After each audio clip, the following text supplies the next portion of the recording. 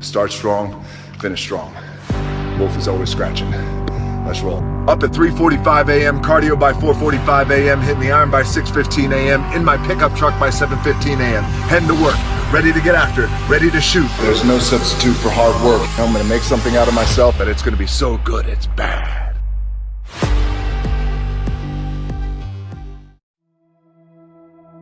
Instead of telling you what I think you should be doing, or how you could be better, or I thought, well, let me just speak from the heart, speak from my gut, and really not have anything prepared, but just tell you what's worked for me.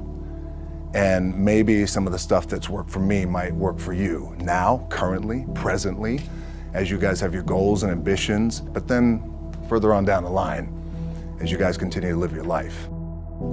This idea and this notion that you could be anything you want, you can accomplish anything you want, right? We hear that. You've heard that from the time you were little boys.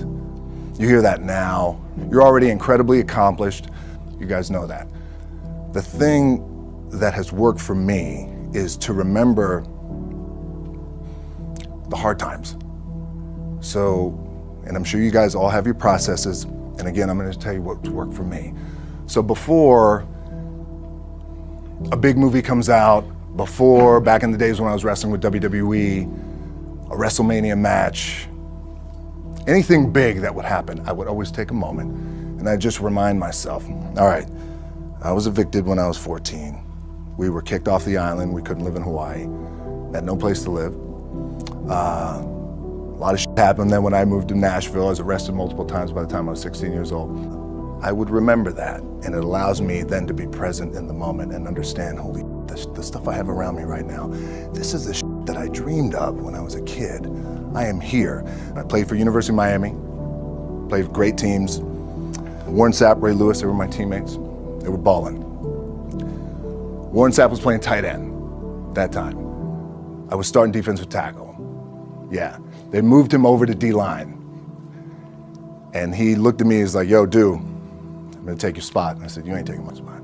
He said, I'm gonna take your spot. I said, no, you ain't. We battled, and he took my spot.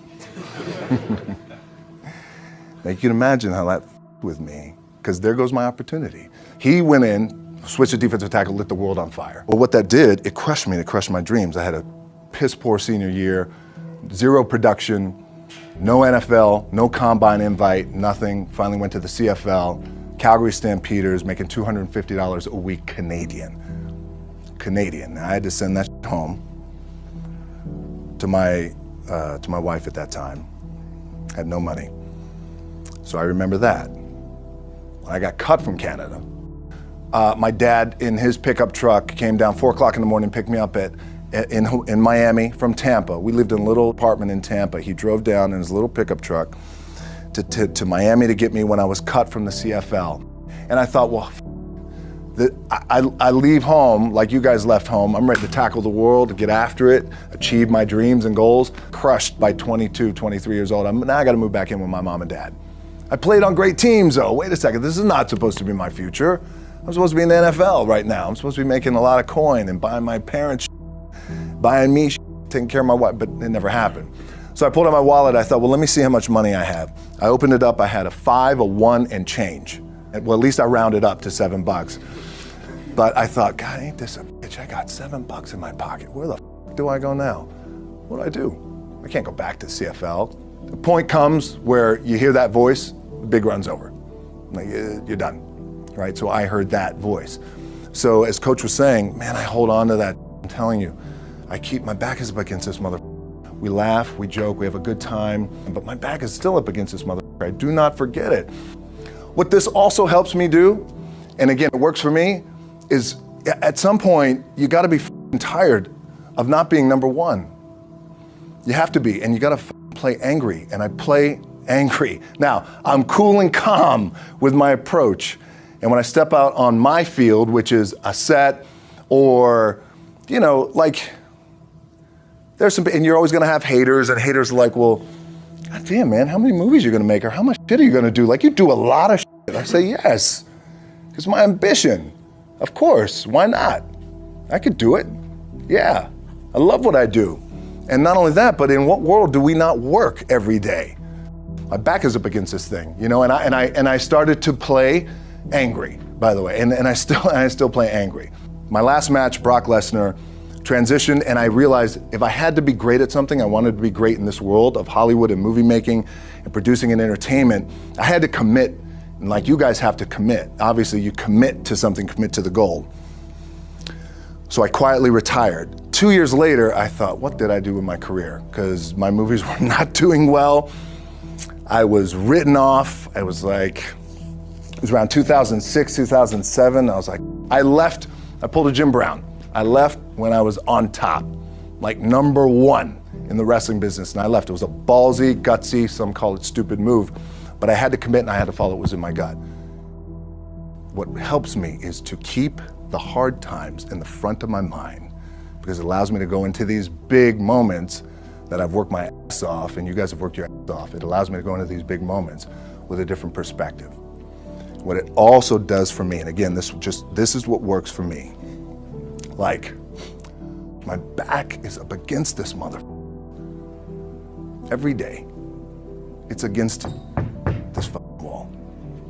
But it's up against this mother because it's what I believe in. And when my back is against this mother, then there's nowhere to go.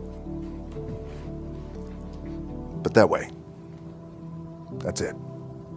Doesn't mean you don't smile. Doesn't mean you don't laugh and joke, right? You're happy. I'm a happy guy. But when it comes to business and when it comes to executing, it's up against this. And I got to go that way. And I don't give a fuck who is in front of me. They're not going to stop me. The key for me was, where does it start? What's the anchor? What's the anchor? So I could have all these ambitions, and you guys have all these ambitions, which is great. It's important. I'll play this role, you'll play that role. I'll execute this thing and it'll come out this summer. You guys will execute this thing during the summer, right, when it's time to really put in a lot more work.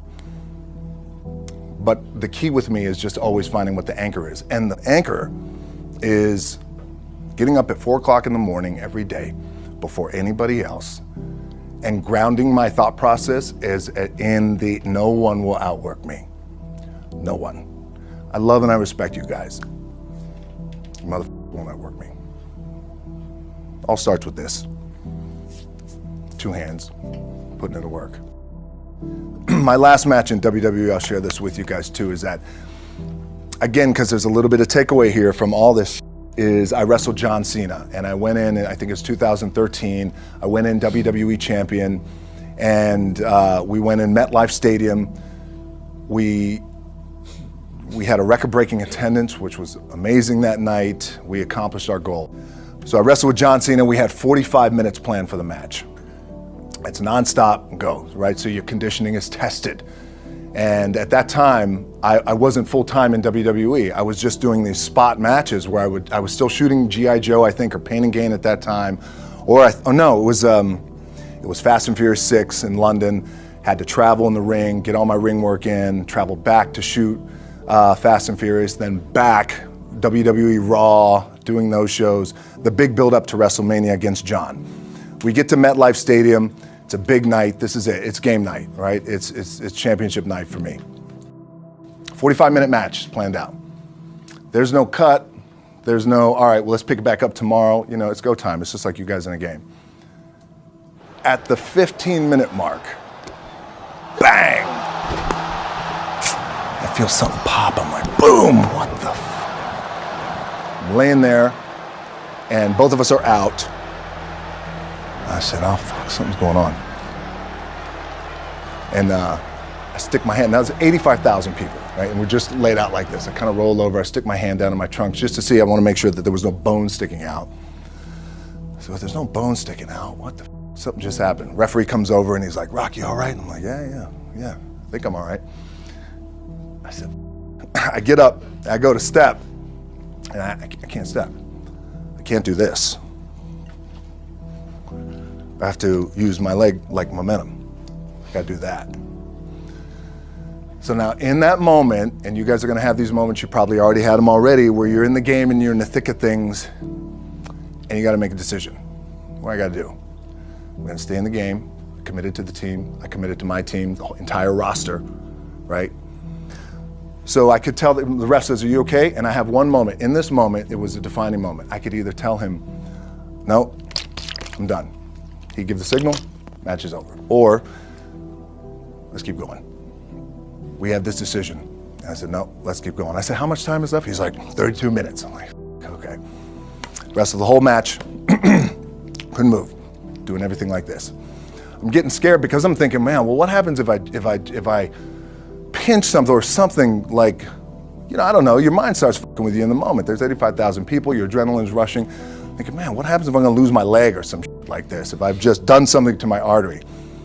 Final move of the match is his big finishing move. And I remember I'm getting up and I'm turning like this because I have to fall into him. He's gonna hit me with his big finisher. I remember turning into John and he says, and I remember thinking to myself, God, please don't let this be too bad.